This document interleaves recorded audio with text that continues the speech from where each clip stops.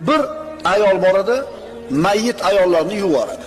Kunlardan birida bir mayit ayolni yuvayotganida bu yuvuvchi ayolni qo'li yopishib qoldi mayitaga. U qilishdi bo'lmadi. Vaqt o'tdi, qo'li bilan jasadi bitta o'tib ketdi hali mayit. Shunda mayit ayolni egalari nima qilishiga hayron bo'lishdi.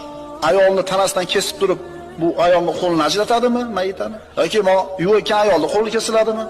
Mumkin emas, o'likni kesib bo'lmaydi, sochini olib bo'lmaydi, tegib bo'lmaydi o'likka. Shunda buni xabarini Imom Molikka yetkazishdi. Imom Molik buni eshitdi-da 80 darra uringlar deb hukm chiqarib berdi. Haligi yuvuvchi ayolni. Shu turgan holatida bu yuvuvchi ayolni 80 darra urishdi. 80-darra tushganida qo'li mayitning tanasidan ajrab ketdi. Bu yuvuvchi ayol mayit bo'lib yotgan ayolni zinoda qalbi bilan ayblab qo'ygan edi. Bu zinokor deb qo'ydi. Qatida birodar qalbi bilan g'iybat qilgani uchun javobgar bo'ladigan bo'lsa, tili bilan g'iybat qilsa